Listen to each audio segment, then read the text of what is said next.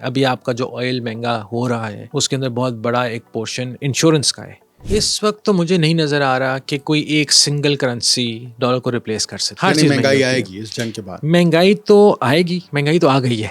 ठीक है, वो ठीक आ है। गई। पाकिस्तान ने तो फेस कर ली। सवाल ये है कि कितनी आएगी। यूएसए अपनी ऑयल की सारी रिक्वायरमेंट इंपोर्ट के बगैर फुलफिल कर सकता है। यूरोप सबसे ज्यादा इफेक्ट होगा और जो अल्टीमेट विनर है इस वॉर का वो रशिया है। आप अगर ईरान को न्यूक करते हैं तो पूरा ईरान तो खत्म नहीं होगा, लेकिन अगर आप इसराइल को न्यूक करते हैं तो एक बार में खत्म हो जाएगा। अमेरिकन इकोनॉमी के लिए ये जंग बुरी नहीं है और उनकी गवर्नमेंट यूज टू इस चीज से।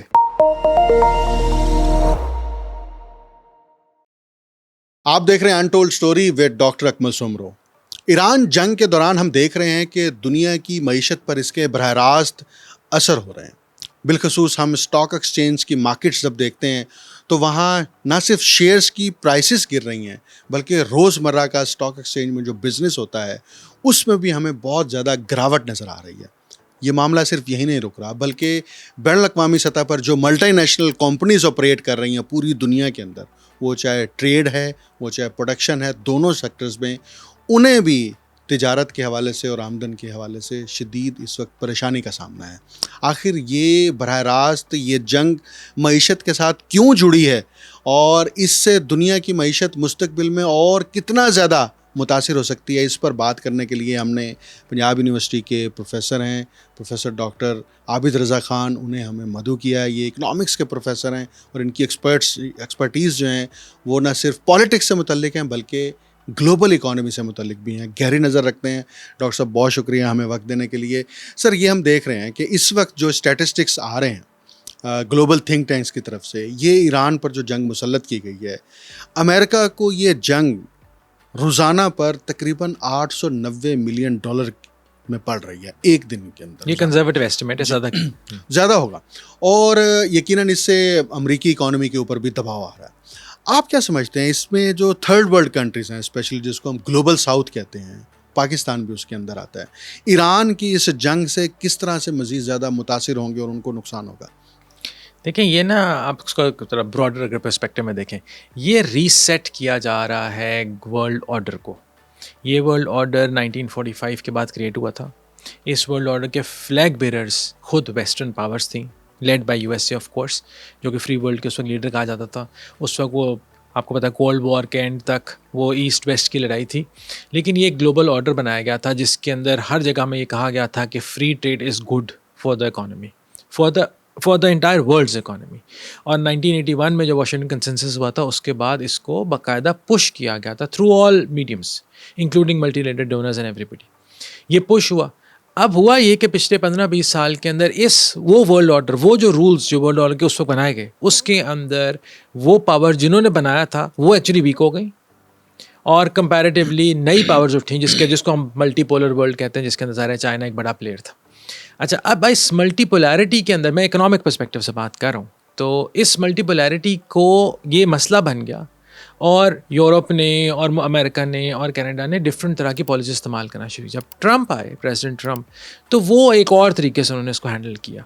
वर्ल्ड इकोनॉमिक फोरम में उनके भी कॉमर्स सेक्रेटरी ने ओपनली कह दिया कि उन्होंने कहा this policy is no longer beneficial to us, and he said कि बाकी सबको भी समझने की ज़रूरत है, तो we are going to undo this.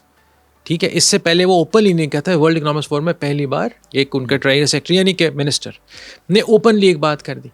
अब इस सारी सूरत हाल को अपने दिमाग में रखें, बैकग्राउंड जो मैं अगली बात कर रहा हूँ तो शायद आपको बेहतर समझ आएगी। तो यूएसए इटसेल्फ को ये लग रहा है कि हमारी जो हेजेमनी है, जो हमने एक पावर अपनी बेस क्रिएट की वो वर्ल्ड ऑर्डर के तहत, वो हेजेमनी अब चैलेंज हो रही है।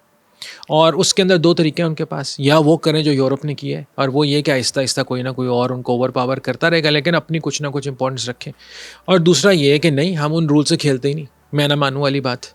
ठीक है, तो Trump went with the second idea और इसीलिए पहले जो आपको ट्रेड के ऊपर मुख्तलिफ तरह टैरिफ्स नज़र आए वो हुए, और अब ये वॉर, आप इस अगर पर्सपेक्टिव सोचें तो उसके अंदर अमेरिका जो कि इस वक्त तकरीबन 30 ट्रिलियन की इकॉनमी है, उसके लिए दिन का 1-आधा बिलियन लूज़ करना को बहुत बड़ा प्रॉब्लम नहीं है। क्यों नहीं है? क्योंकि देखें, उनकी अंदर ही बहुत सारी ऐसी कंपनीज हैं उसके अंदर फ़ायदा भी उठाएंगी। अच्छा, मैं इसी तरफ आ रहा हूँ कि माजी में हमने देखा पहली आलमी जंग से मुतल्लिक, दूसरी आलमी जंग या उसके बाद भी जो वॉर्स होती रही हैं 1945 के बाद अब तक, ये इस पर बहुत सारे डॉक्यूमेंट्स भी आए कि इसके अंदर बैंक्स जो है ना, ये बैंकर्स जो बड़े बड़े हैं, वो इसमें प्रॉफिट्स लेते हैं, बड़ा प्रॉफिट्स लेते हैं, चाहे वो कर्ज दे के उस पर सूद की मद में हो, या हेल्प करने की मद में हो, या जंग को फाइनेंस करने के हवाले से हो, दोनों पार्टीज की तरफ से। आपको लगता है कि ईरान जंग के अंदर भी एक तरफ वो मल्टीनेशनल कंपनियां जो आर्टिफिशियल इंटेलिजेंस में इस वक्त काम कर रही हैं, और दूसरी तरफ ये कॉरपोरेट सेक्टर में जो बैंक्स हैं, ये भी कोई स्टेक होल्डर्स हैं इस वक्त? देखिए, ये तो हमेशा ही स्टेक होल्डर रहे हैं। ये तो मेडिची 1400 कुछ के अंदर बैंकिंग के अंदर उस वक्त से स्टेक होल्डर है। अभी आपका जो ऑयल महंगा हो रहा है, उसके अंदर बहुत बड़ा एक पोर्शन इंश्योरेंस का है। और इंश्योरेंस कंपनीज एक तरह की शैडो बैंक्स हमको कहते हैं, ठीक है। ये कमर्शियल बैंक जिस तरह हम पाकिस्तान में समझते हैं, ये एक बैंकिंग सिस्टम है, पाकिस्तान में ये ज़्यादा है। दुनिया सारी के अंदर कमर्शियल बैंक्स के अलावा और भी तरह की बैंकिंग एंटिटीज़ होती हैं, जिनको फाइनेंशियल एंटिटीज़ कहना चाहिए, बैंकिंग तो शायद नहीं कहना चाहिए। तो ये insurance companies is one of them, ठीक है, जो मनी एक जगह से रेस करते हैं और कहीं और जाकर इन्वेस्ट करते हैं। लेकिन it is not just the banking sector जो कि इससे बेनिफिशियरी है। आप कुछ थोड़ा सा इकोनॉमी को और ब्रॉडली देखें, कुछ हैं जो डायरेक्टली इसके प्रोड्यूसर्स होंगे। मसलन जितना एम्यूनेशन यूएसए इस्तेमाल कर रहा है और इसराइल इस्तेमाल कर रहा है, वो किसी ने बनाना भी तो है ना। तो ये 5-7 बड़ी कंपनीज हैं, रेथियन है, Lockheed Martin and so on. अब जब आप इसको ये इनका एक मिनिमम स्ट्रेटेजिक स्टॉक पाइल होता है, वो जब उस डिप्लीट हो जाएगा, फ़र्ज़ करें इन्होंने एक हाइपोथेटिकल बात करता हूँ कि 100 इन्होंने एक ख़ास तरह के मिसाइल ABC 100 रखने थे, उसमें से 40 इस्तेमाल हो गए, तब दोबारा 100 पूरे करने हैं ना, तो वो 100 किसी को ऑर्डर मिलेगा, और वो रेथियन और ये सारी कंपनीज होंगी। तो ये तो डायरेक्ट बेनिफिशियरी होगी। फिर जब आप इतनी बड़ी मूवमेंट करते हैं जिसके अंदर आप अपने सोल्जर्स को मूव कर रहे हैं, आप सब कुछ कर रहे हैं, तो बहुत सारी और एंसिलरी बॉडीज़ होती हैं जिसका एसोसिएटेड है, जिसमें स्टार्टिंग फ्रॉम वेरी बेसिक, खाना किसी ने सप्लाई करना है, से यूनिफॉर्म सप्लाई करनी, हेलमेट्स देनी है, गन्स देनी है, so on. So it is not just military equipment, एक पूरी मूवमेंट है जिसमें बहुत सारी पार्टीज इन्वॉल्व हो रही। ये सारे के सारे बिजनेसेस जो हैं, ये कुछ ना किसी फॉर्म के अंदर बेनिफिट लेंगे, और इन को वो काम करने के लिए जो फाइनेंस चाहिए, वो फाइनेंशियल मार्केट्स है ना, जिसकी आप रेफ़र करें बैंकिंग, वो अगर ईस्ट में हो या वेस्ट में हो, अगर बैंक दोनों की एक्सेस है, मसलन एक बैंक है XYZ और वो अमेरिका में भी है और वो ईरान में भी है, तो उससे वही बैंक दोनों जगह फाइनेंसिंग कर रहा हो, वो तो फाइनेंस कर रहा है इस एफर्ट को। हम उसको वॉर एफर्ट कहते हैं, लेकिन वो ऑन ग्राउंड तो वॉर एफर्ट तो 2-4-5 कंपनीज होंगी ना, जो वो बनाती हैं, इक्विपमेंट बनाती हैं या आर्मामेंट बनाती हैं। बाकी तो जिस तरह मैंने कहा, खाना, कपड़े, ये वो इस तरह की कंपनीज हैं जिन्होंने जिसको फाइनेंस बैंक से होना है। So it is not just the banks, it is all these other companies जो कि सारी की सारी इससे रिलेटेड हैं। उसमें इंश्योरेंस भी है, उसके अंदर मैन्युफैक्चरिंग भी है। अच्छा, हम इस बात को भूल जाते हैं पाकिस्तान में, क्योंकि हमारी जो आर्मामेंट मैन्युफैक्चरिंग है जनरली हुकूमत खुद करती है, वाह फैक्ट्री है ये वो। इंटरनेशनली इस तरह नहीं है, बहुत सारी प्राइवेट कंपनीज हैं जो कि बड़े बड़े वेपन बनाती हैं, वो सारी की सारी इसमें इन्वॉल्व होंगी। लेकिन आप इससे भी आगे आ जाएँ, वो ये कि जिसको मैंने पहले रेफ़र किया कि जब आप न्यू वर्ल्ड ऑर्डर की बात कर रहे हैं, तो आपको सोचना पड़ेगा कि न्यू वर्ल्ड ऑर्डर में इकोनॉमिक ऑर्डर कहाँ जा रहा है। देखिए, जो वेस्ट है लेड बाय USA, ये हाई वैल्यू चीज़ें बनाते थे, और जो ग्लोबल साउथ है वो लो वैल्यू चीज़ें बनाता था, ठीक है। इसीलिए हमारे GDPs में इतना डिफरेंस है। आप एक बैठ के 6 महीने के अंदर 1 एकड़ ज़मीन के ऊपर एक काश्तकार सारी मेहनत करके गंदम उगाता है, तो अगर वो फ़र्ज़ करें 40 मन गंदम उगाता है, जो कि पाकिस्तान की सबसे अच्छी आउटपुट है, और फ़र्ज़ करें वो 3000 रुपये बैग में बिकती है, तो उसने 6 महीने में 1 एकड़ के ऊपर सारा टाइम लगा के 1,20,000 की वैल्यू, वो भी वैल्यू नहीं, ये उसके रेवेन्यू जो जनरेट कर रहा है। एक कंप्यूटर प्रोग्रामर शायद एक दिन के अंदर इससे ज़्यादा वैल्यू जनरेट करता है अगर वो AI से काम कर रहा है, ठीक है ना। That's the big difference. तो अब आपको सोचना ये कि जो पिछले 2 साल या 4 साल या 5 साल में जो रैली कर रही हैं वेस्टर्न मार्केट्स के अंदर कंपनी, जिसको आपने स्टॉक को रेफ़र किया, वो किस तरह की कंपनीज हैं। तो अगर आप देखें तो आपको अंदाज़ा होगा कि चाहे वो न्यूयॉर्क स्टॉक एक्सचेंज है, या वो डाउ जोन्स है, या बाकी जितने भी ख़ासतौर पे अमेरिकन हैं, ये सारे के सारे AI इन्वेस्टमेंट के ऊपर कर रहे हैं। अच्छा, AI के इन्वेस्टमेंट का मतलब सिर्फ सॉफ्टवेयर नहीं है। AI को ख़ास तरह की चिप्स चाहिए, वो चिप्स के मैन्युफैक्चरर्स हैं। AI को खास तरह के प्रोसेसर चाहिए, वो प्रोसेसर के मैन्युफैक्चर हैं। उसको सर्टेन खास तरह की डेटा फैक्ट्रीज चाहिए, वो उनके मैन्युफैक्चरर्स हैं। तो अगर आप देखें तो जो स्टॉक मार्केट अमेरिकन मुख्तलिफ स्टॉक मार्केट्स हैं, वो एक्चुअली जो रैली कर रही हैं, वो रैली कर रही है इन्वेस्टमेंट्स इन दी स्टॉक्स, वो चाहे ऑरेकल है या चाहे कोई और कंपनी है। अच्छा, जो AI है वो अभी तक उसका प्रूवन रेवेन्यू सिस्टम नहीं है। हमें पता है कि एक चीज़ बड़ी ब्रिलियंट है, ये एक ब्रिलियंट टेक्नोलॉजी है, लेकिन आप अगर इंडिपेंडेंट एनालिस्ट से बात करें, मैं अपने समेत इसके बाद में इंडिपेंडेंटली कह रहा हूँ कि हम लोगों का कोई कंपनीज का डायरेक्ट रिलेशनशिप नहीं है, तो ये कंपनीज जितना हमें लग रहा है कि इतना बेनिफिट या इतना ये रिटर्न देंगी, वो एक्चुअली उतना रिटर्न देंगी नहीं। नहीं, दे भी नहीं रही, उसके ऊपर रिपोर्ट्स भी आ अभी भी गई नहीं हैं। देनी, आइंदा भी शायद ना दे हाँ, इसके, ठीक है उसके ना, क्योंकि बात ये होती है कि इस तरह की जो नई टेक्नोलॉजीज होती है ना, उसका रेवेन्यू मॉडल स्टैब्लिश नहीं होता। तो अब बेटिंग, हम इसको बेटिंग कहते हैं स्टॉक मार्केट की, वो आम अंग्रेजी वाला बेट नहीं है, ये एक डिफरेंट तरह की बेट है, बट बेसिकली मिलता जुलती चीज़ है कि बेसिकली जो इन्वेस्टर्स हैं वो उनका ख्याल है कि ये A, B, C 3 मेरे पास ऑप्शंस हैं, तीनों AI से रिलेटेड है, लेकिन इसमें से फलानी ऑप्शन ज़्यादा सक्सेसफुल होगी। तो मैं कहता हूँ ए होगी, आप कहते हैं B होगी, मैं A पे इन्वेस्ट कर रहा हूँ, आप B पे इन्वेस्ट कर रहे हैं, टोटल इन्वेस्टमेंट तो हो रही है, तो लगता है स्टॉक मार्केट रैली कर रही है। कंपेयर करें इसको with manufacturing happening specially in China, but also in India, in other parts of the world, वहाँ पर ट्रू इन्वेस्टमेंट के ऊपर हो रही है। इंडिया ने उसी वर्ल्ड इकोनॉमिक फोरम के अंदर उनके फॉरेन मिनिस्टर ने कहा कि देखें आप, फॉरेन मिनिस्टर कॉमर्स मिनिस्टर ने, उसने कहा अमेरिका रिसर्च करके टेक्नोलॉजी डेवलप करेगा, हम उस पर काम ही नहीं कर रहे, हम उसकी डिप्लॉयमेंट पे काम कर रहे हैं। Deployment is real revenue model. Technology आपने बनाई, ठीक है, आप शायद 10 चीज़ें बनाए, उसमें से 8 ज़ाया हो जाएं, लेकिन जो 2 काम की हैं, मैं सीखूंगा कि इसको आप डिप्लॉय कैसे करते हैं। हाँ। और मैं जाऊंगा कंपनी 1 2 3 के पास, उनको जाए कहूँगा कि मैं इसको डिप्लॉय कर देता हूँ। तो माय पॉइंट इज़ कि जो चीज़ ईस्ट में या ग्लोबल, जो प्रीवियस ग्लोबल साउथ था, हम तभी ग्लोबल साउथ है, लेकिन चाइना को आप पता नहीं साउथ मानेंगे कि नहीं, बहरहाल वहाँ पर जो काम हो रहा है वो रियल है, ठीक है। अच्छा, अब इस सारे को आप सामने रख के दोबारा आ जाए ईरान वॉर के ऊपर। जब अमेरिका जो है वो या इजराइल मिलके जब वो इंटरवेंशन करते हैं, तो वो उस अपनी हेजेमनी को प्रोटेक्ट करना इसमें एक मकसूद है, और वो प्रोटेक्शन नहीं हो सकती अगर आप ये नए वर्ल्ड ऑर्डर के अंदर ईरान और बाकी सब लोगों को सवाल करना शुरू करते हैं। अच्छा, इसमें जो इंटरनेशनल ऑर्डर की जो पूरी मुआशी ताकत है, वो हमने देखा वो पेट्रो डॉलर के अंदर है। Part of it, part of it कह लें, एक बड़ी ताकत है ना। बड़ी ताकत। और डॉलर खुद भी, यानी डॉलर डॉलर रिजर्व करेंसी है, Yes. और उसको दुनिया की रिजर्व करेंसी रखा गया, और उसकी वजह से भी अमेरिका को एक बड़ी ताकत मिली हुई है आज के दौर तक। अब ये माजी में ये कहा जाता रहा कि जब भी डॉलर कमज़ोर होता है या अमेरिका के अंदर इन्फ्लेशन बढ़ती है, अमेरिका के ऊपर कर्ज बढ़ते चले जाते हैं, तो अमेरिका एक नई जंग शुरू करता है, और उस जंग की आड़ में वो कोशिश करता है कि डॉलर को स्टेबल करे। तो आपको लगता है कि ईरान जंग के अंदर, पर्टिकुलर ईरान जंग के अंदर, एक तरफ तो ये है कि उसकी नज़र हमेशा से रही, गुज़िश्ता 70-80 बरस से, जब से वो सोलो पावर बना, कि हम ऑयल रिसोर्सेज को, नेचुरल रिसोर्सेज को अपने कंट्रोल में रखें, और ईरान जो है वो थर्ड लार्जेस्ट ऑयल प्रोड्यूसर है।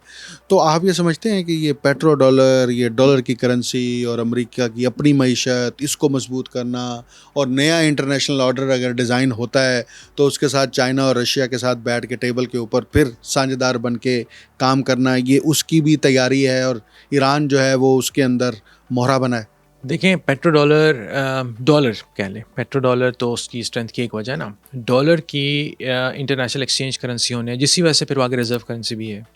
ये अगर अमेरिका के आप 3 या 4 पिलर्स उठाएं उनकी ग्लोबल लीडरशिप के, तो उनमें से एक है, ठीक है।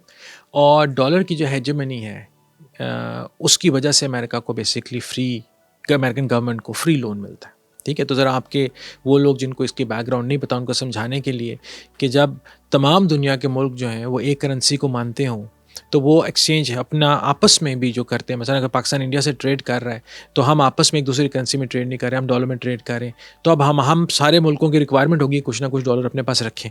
अब पाकिस्तान सेंट्रल बैंक के पास अगर कुछ डॉलर्स पड़े, तो उस डॉलर का क्या कर सकते हैं? फिजिकल डॉलर है, आपने उसको ऐसी जगह इन्वेस्ट करना है जहाँ पर गारंटी हो कि ये डूबेगा नहीं। वो गारंटी आपको कौन दे सकता है? वो एक ही वो मुल्क दे सकता है जो वो डॉलर छाप सकता है। वो डॉलर, वो ज़ाहिर है US से मुल्क, तो दुनिया भर के जो सेंट्रल बैंक्स हैं या थर्ड पार्टीज़ हैं, वो अपने पैसे बेसिकली अमेरिका में जाके इन्वेस्ट करते हैं। वो हाईली क्या कहते हैं, लिक्विड मार्केट है, जब आपका दिल करे आप उसको कैश करा सकते हैं। सो इसकी वजह से अमेरिकन गवर्नमेंट को बहुत ही लो रेट के ऊपर, बहुत ही लो इंटरेस्ट रेट के ऊपर लोन मिलता है, और इसलिए अमेरिकन गवर्नमेंट इतना मेगा लोन, इतना बड़ा डेट रख के भी सक्सेसफुली इकोनॉमी को चला सकती है। कोई और दुनिया का मुल्क ये नहीं कर सकता। अच्छा, अब इसमें मसला ये नहीं है कि आपने US डॉलर को ख़त्म करना है, जो मैं कह रहा हूँ, जो उनके ओपोनेंट्स हैं उनका ये प्रॉब्लम नहीं है। प्रॉब्लम ये है कि इस वजह से USA को सर्टन स्ट्रेंथ्स मिलती हैं, और उस स्ट्रेंथ का बाकी कुछ और मुल्कों को नुकसान होता है। मसलन US गवर्नमेंट अगर अपनी डोमेस्टिक पॉलिसी के लिए मनी सप्लाई इंक्रीज़ कर दे, यानी कि ज़्यादा डॉलर छाप दे, तो डॉलर की वैल्यू कम हो जाएगी, और वो बाकी जितने मुल्कों ने डॉलर रखे हैं उनकी वैल्यू कम हो गई। ठीक है ना, मतलब चाइना के पास सपोजिटली को $2 ट्रिलियन है। हाँ जी। ठीक है, तो अगर 5% अमेरिका अपनी एक साल के अंदर डॉलर की वैल्यू को डिप्रिशिएट करता है तो चाइना का 2 ट्रिलियन का 5% उड़ जाता है। ठीक है, this is what hurts them. तो इसलिए ब्रिक्स करेंसी की बात होना स्टार्ट हुई। हाँ जी, बिल्कुल। और इसको वो बड़ा ओपनली चैलेंज किया, खासतौर पर ट्रम्प एडमिनिस्ट्रेशन ने आके कि नहीं ये तो किसी सूरत बात नहीं हो सकती। उन्होंने इंडिया को भी कहा कि तुम ये बात नहीं कर सकते, बिकॉज उनकी जो हेजेमनी ग्लोबल है उसके अंदर ये एक इम्पॉर्टेंट इसका पार्ट है। अब ऑयल की जो डीलिंग है वो पेट्रो डॉलर, जिस तरह आपने सही कहा, वो पेट्रो डॉलर इसीलिए कहते हैं कि पेट्रोलियम सारे प्रोडक्ट्स की चाहे वो बने एक मुल्क में बिके कहीं और जो भी हो, लेकिन वो उधर से डील होती है। तो ईरान क्योंकि एक बड़ा ओनर है, मतलब प्रोड्यूसर हो सकता है मतलब इनका रिजर्व्स तो है ना, रिजर्व्स तो हैं, उसको प्रोडक्शन सैंक्शन जैसे अलाउड नहीं है। तो आप अगर एनर्जी इंडिपेंडेंस अलाउ कर दें, आप एक मिनट के लिए ज़रा एक दुनिया की सिचुएशन सोचें जिसके अंदर ईरान पे सैंक्शंस ना हो, वेनेजुएला पे सैंक्शंस ना हो, और आपका मल्टीपोलर वर्ल्ड हो, यानी कैसा वर्ल्ड जिसको यूएसए लीड नहीं करता अकेला।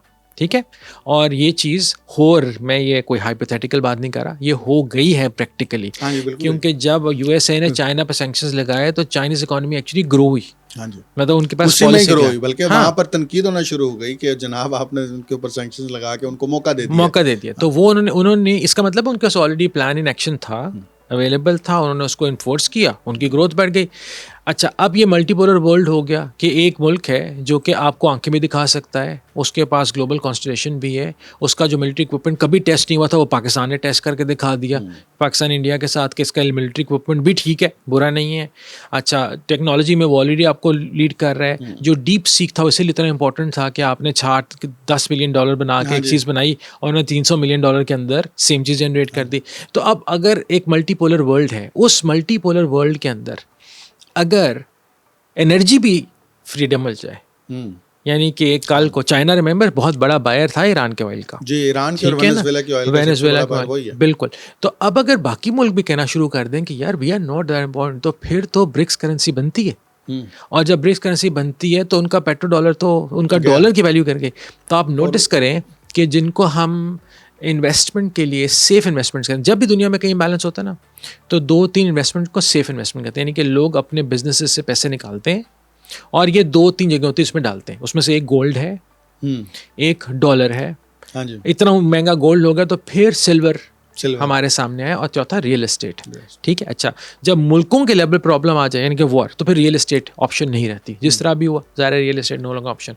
आप नोटिस करें कि पिछले 2 साल में पहली बार हुआ है कि गोल्ड महंगा होने से सस्ता होना स्टार्ट हो गया। सिर्फ डॉलर इस वक्त स्टेबल है। हाँ जी, डॉलर को कुछ नहीं हो रहा, डॉलर 1.5% ऊपर गया internationally global, for the same reason कि लोगों को ये समझ आ रहा है कि USA is not backing out, they are not backing off. अगर वो इस हद तक जा सकते हैं कि वो ईरान जैसी जगह पर जहाँ पर हमें देखने में लग रहा है कि कोई एंड गोल ही नहीं है, आपने खामनाए मारा, एक और खामनाए आयतुल्ला तो रहेगा। आपको लगता था रिजीम चेंज होगी, साल आपने कोशिश कर ली, रिजीम चेंज नहीं हो रही। ठीक है ना, आज भी तेहरान में लोगों ने इस रिजीम के हक के अंदर मुजाहरे निकाले। तो अगर ऐसी सिचुएशन है तो उसके अंदर हाउ डू यू एक्सपेक्ट और why would you expect America to attack Iran? And one of the answers is America is saying we are standing by the old order. And so I think independent investors are saying सबसे safe bet dollar है। अच्छा, इसमें अब एक और जो बात, बड़ा अहम पहलू ये है जो डिस्कस भी हो रहा है इस वक्त कि चाइना और रशिया जो है वो अगरचे इस इंटरनेशनल वर्ल्ड ऑर्डर के अंदर मुसलसल डेंट मार रहे हैं और उनकी कोशिश ये है कि अमेरिका की इकॉनमी को कमज़ोर किया जाए। अगरचे अमेरिका की इकॉनमी का हुजम बहुत बड़ा है, उसको गिरते गिरते भी माहिरीन का कहना है कि कम से कम 15 से 20 साल लग जाने हैं, वो भी इतना आसान नहीं है। तो दुनिया की अगर नया ग्लोबल ऑर्डर बनता है तो उस नए ग्लोबल ऑर्डर के अंदर अगर डॉलर कहीं एग्जिस्ट नहीं करता तो फिर कौन सी करेंसी एग्जिस्ट करेगी कि जिसके ऊपर दुनिया की बड़ी इकोनॉमीज़ एग्री हों कि अच्छा ठीक है जी, आप ये 3-4 करेंसीज़ हैं, इसमें हम बाहमी या म्यूचुअल ट्रेड्स कर सकते हैं या ग्लोबल ट्रेड्स कर सकते हैं। अभी तो सारे एग्री हैं ना कि डॉलर के ऊपर ट्रेड है, ठीक है, हम कर रहे हैं। उसकी वजह से जैसे पाकिस्तान मुल्क है, ये ग्लोबल साउथ के पसमानदा ममालिक हैं, उनकी इकॉनमी के ऊपर दबाव रहता है, उनके पास डॉलर रिजर्व में नहीं है। तो आप समझते हैं कि एक ही करेंसी बैलेंस ट्रेड के लिए ज़रूरी है या फिर 2-3-4 करेंसीज़ हों और या रीजन्स की अपनी अपनी करेंसीज़ हों? देखिए, इस वक्त तो मुझे नहीं नज़र आ रहा कि कोई एक सिंगल करेंसी डॉलर को रिप्लेस कर सकती है। यूरो ने 1998 के अंदर 2000 उन्होंने अटैम्प्ट कर ली, नहीं, देयर वाज नो मैच। हालांकि वो तकरीबन यूएसए के बराबर सिस्टम था। कोई, मेरा ख्याल ये है कि अगर रिप्लेसमेंट हुई, and with a big if, it will not be one currency.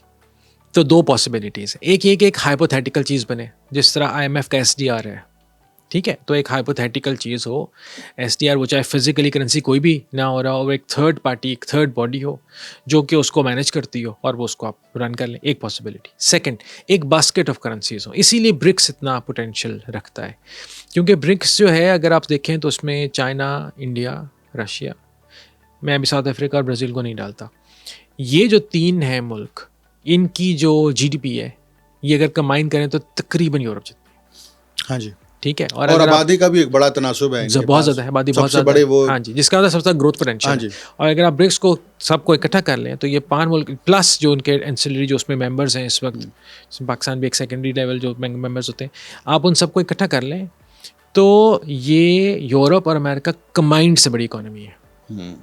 ठीक है, सो दुनिया की डिमांड का को 38% इस वक्त ब्रिक्स से डायरेक्टली एंड डायरेक्टली रिलेटेड है। तो इस तरह की एक करेंसी बास्केट बन सकती है जिसमें 4-5 करेंसी हो, लोग इसीलिए ब्रिक्स करेंसी की बात कर रहे हैं कि एक इंडिपेंडेंट हो, it's not just Chinese yuan, ताकि कोई भी एक मुल्क की पॉलिसी उस करेंसी को डिटर्मिन ना कर सके।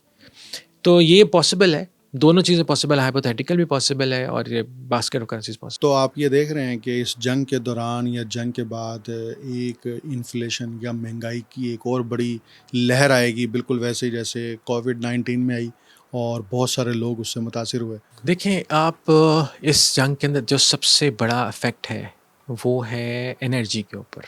ठीक है, आप ज़रा समझें कि दुनिया में ऑयल का तकरीबन 22% उस स्ट्रेट ऑफ हॉर्मुज़ से गुजरता है, 22%।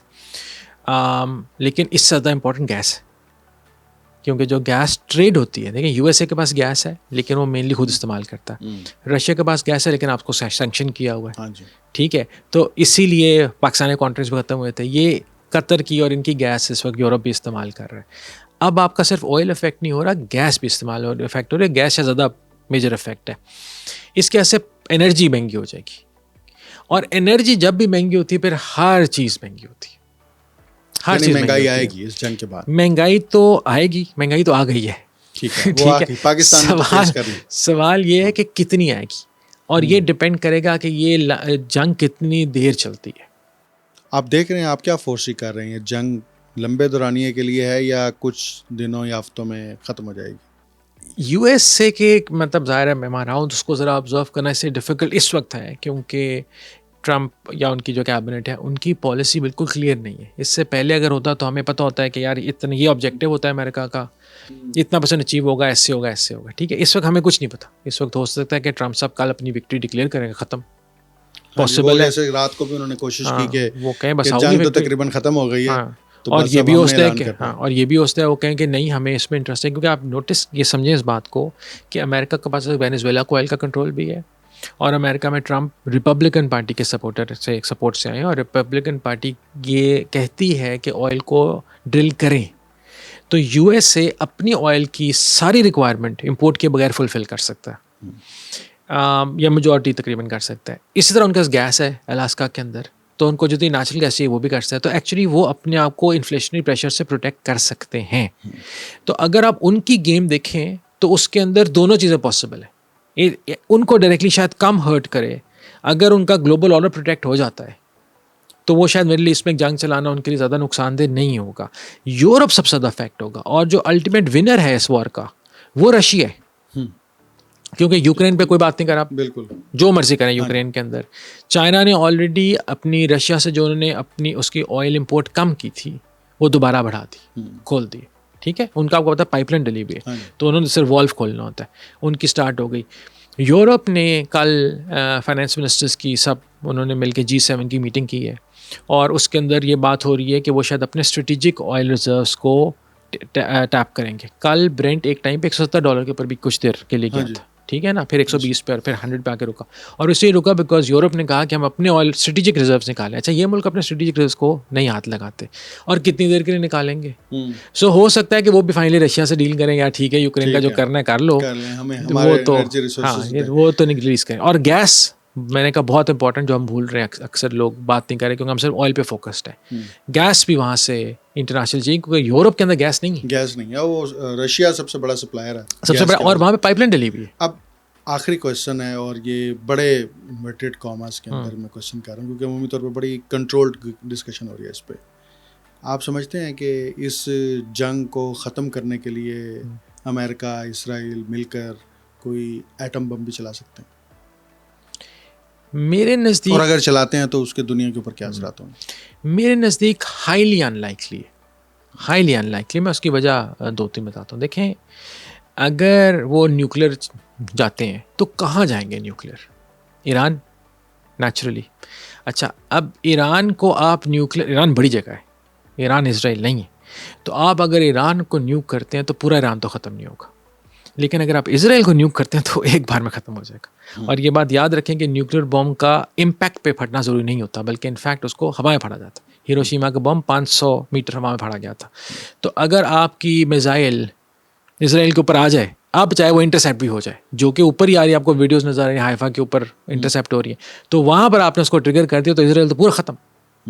ठीक है ना? आजकल के जो न्यूक्स हैं, हिरोशिमा में 1 किलोमीटर रेडियस के अंदर 99% कैजुअलिटीज थी हिरोशिमा में। आज के न्यूक्स उससे 100 गुना ज़्यादा पोटेंशियल है, बहुत होता है, खौफनाक है। दूसरा, जब आप न्यूक्लियर होंगे तो इस वक्त वो मुल्क जो कि इररेलेवेंट या कम से कम इसमें डायरेक्टली इन्वॉल्व नहीं, अब हो जाएंगे। मसलन north Korea will now have a problem, ठीक है ना, बिकॉज अब दुनिया में कहीं न्यूक्लियर चल गए, ठीक है, तो दैट इज़ अ प्रॉब्लम। तीसरी बात ये कि न्यूक्लियर होने को उनको फ़ायदा क्या?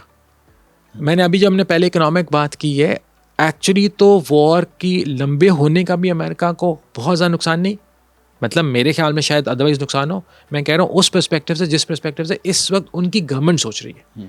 ट्रम्प का पर्सपेक्टिव से अगर आप देखें तो ना तो इन्फ्लेशनरी प्रेशर बहुत ज़्यादा आएगा, जितना इन्फ्लेशनरी प्रेशर आना है यूएसए पर, वो आना है बाकी दुनिया की प्रोटेक्शन बढ़ने से। उसने तो पहले ही ट्रम्प टैरिफ्स लगाए हुए हैं, तो वो तो कहेगा गुड, ये उनकी चीज़ें महंगी हों ताकि अमेरिकन चीज़ें ज़्यादा बिकें। तो he would not have a lot of problem from his perspective. Again मैं बार बार कह रहा हूँ, आप इंडिपेंडेंट किसी इकॉनमी से बात नहीं कर रहे हैं, मैं स्पेसिफिकली ट्रम्प की पॉलिसीज की बात कर रहा हूँ। तो उसको ज़्यादा तकलीफ नहीं होगी इस वॉर के ड्रॉने की। उसका सिर्फ मसला होगा जो उसके जो मिडल ईस्टर्न पार्टनर्स हैं उनका जो प्रेशर है। क्योंकि देखें, जितनी भी मिसाइल इंटरसेप्शंस हो रही हैं वो इसराइल पर तो हो रही हैं, लेकिन बहरीन में तो नहीं हो रही। अबू धाबी में पर भी सिस्टम थे, सिस्टम अपेरेंटली शायद कहने को थे या थे, या तबाह कर दे या थे ही नहीं, या थे ही नहीं, सिर्फ कहानी थी। तो अब ये जो मुल्क है ना, ये कल को मल्टीपोलर वर्ल्ड में जरूर सोचेंगे कहीं ना कहीं कि क्या हमने अमेरिका पे डिपेंडेंट रहना है। तो अब भी सोच रहे हैं, वो कह रहे हैं कि जनाब हम तो ये समझते रहे अमेरिका हमें प्रोटेक्ट कर रहा है, लेकिन हमें समझ रहे हैं हम अमेरिका को प्रोटेक्ट, हम अमेरिका या इजराइल को प्रोटेक्ट कर जी, तो वो अब तो सारा चेंज बिल्कुल। तो उस पर्सपेक्टिव से अमेरिका का एक कंसर्न जरूर होगा कि जो उनकी वहाँ पे बेसिस हैं वो बेसिस कायम रहें, क्योंकि अमेरिका का पूरा सेंटकॉम, उनकी जो पॉलिसी है उसकी मरकज़ वहाँ पर है। बिल्कुल, तो इसलिए वो चाहें शायद इस वॉर को अपनी मर्जी पे सेटल करना, लेकिन न्यूक होना उनका कोई इंटरेस्ट नहीं होगा, ना इसराइल का। जो है ना अमेरिका की फाइनेंसिंग ऑफ वॉर का सवाल, ठीक है, वो इस बात को समझें। जब हमने पहले पेट्रो डॉलर्स की बात भी या डॉलर की हेजेमनी की बात की है, यूएसए के लिए पैसे लेना, अपनी लेने से मतलब कि ये पैसे वॉर एफर्ट की तरफ डायरेक्ट करना, ये कोई बहुत बड़ा प्रॉब्लम नहीं है, because remember they can print money, ठीक है ना, और ऊपर गोल्ड स्टैंडर्ड की शर्त नहीं है कि नहीं है। तो वो उस पैसे को अगर 100, 200, 500 बिलियन डॉलर वो अगर अपने मुल्क के अंदर ही इकोनॉमी में फ्लक्चुएट करता है ना, ये तो स्टिमुलस है। और इससे तो बहुत बड़े बड़े स्टिमुलस वो पहले दे चुके हैं इन पीस टाइम्स। मतलब जो 2008 का फाइनेंशियल क्राइसिस था, उसका जो फर्स्ट स्टिमुलस था 750 बिलियन का, तो वो था, और टोटल वो कोई 3.5-4 ट्रिलियन डॉलर्स का उन्होंने स्टिमुलस इन टोटल दिया था, ठीक है। तो उनकी इकोनॉमी को तो अगर इससे बूस्ट मिलता है तो they would not have a problem, and this is where military industrial complex comes in. वो मिलिट्री इंडस्ट्रियल कॉम्प्लेक्स जिसकी जो हथियार बेचने इसको मुश्किल हो रही है, ठीक है ना, उनके लिए आसानी है, उनके लिए आसानी है, क्योंकि चाइना के खास तौर पे आने के बाद और फ्रांस के हथियार बेचने के बाद आप नोटिस करें कि अमेरिकन वेपन कम बिक रहा है इंटरनेशनली। पाकिस्तान तो 80% चला गया, चाइनीज़ की 80+% चाइनीज़ वेपन पे चला गया। मिडल ईस्ट के अंदर तुर्की वगैरह ने ऑल्टरनेट बात करना स्टार्ट कर दी, तो उनको ये सपोर्ट मिल रही है। तो इसलिए अमेरिकन इकोनॉमी को के लिए ये जंग बुरी नहीं है, और उनकी गवर्नमेंट यूज टू इस चीज़ से कि लोन लेके इकोनॉमी को प्रॉप अप कर दो। हाँ, इकोनॉमी के अंदर का बात है, अमीर और गरीब का जो फ़र्क है वहाँ पे इनइक्वालिटी, जो कि आपकी मेरी पहले बात हुई है, उस इनइक्वालिटी के अंदर फर्दर इंक्रीज़ आएगा। लेकिन ट्रम्प को तो उससे कोई प्रॉब्लम ही नहीं है। ठीक ठीक। ठीक है? बहुत शुक्रिया, हमारे साथ प्रोफेसर आबिद साहब बात कर रहे थे। एक बात यह है कि अमेरिका के ऊपर दबाव तो बहरहाल मौजूद है कि रोज़मर्रा की बुनियाद पर जो जंगी अखराजात हैं उनको पूरा करने के लिए अमेरिका को मज़ीद पैसे डॉलर्स दरकार हैं, और इब्तदाई जो तखमीना लगाया गया है वो 50 अरब डॉलर तो फ़ौरी दरकार है, जो उन्होंने आगे कंपनीज़ को दे के वहाँ से मज़ीद असला ख़रीदना है, और असला मिडल ईस्ट भी पहुँचाना है, और उस असले को इसराइल के हवाले भी करना है, ताकि ईरान के ऊपर मुसलसल जो हमले किए जा रहे हैं ईरान के ऊपर अमेरिका और इसराइल की तरफ से मुश्तरका तौर पर, उनको जारी रखा जाए। लेकिन ईरान अब भी बार बार यही कह रहा है कि ये जंग, ट्रंप कहता है कि ये मेरे फैसले से ख़त्म होगी, ईरान कहता है कि नहीं हमारे फैसले से ख़त्म होगी। अब किसका फ़ैसला जो है वो चलेगा, ये तो डिपेंड करता है कि कौन कितनी देर तक लड़ सकता है। अभी तक यही लग रहा है कि ईरान ना तो हिम्मत हार रहा है और ना ही अपने अज़म को जो है वो नीचे लेकर जा रहा है। वो इस जंग में आखिर तक जाएगा और वो अमेरिका से मुस्तकिल तौर पर लड़ने के लिए भी तैयार है। मुझे डॉक्टर अकमल सुमरो को इजाज़त दीजिए। अल्लाह हाफ़िज़।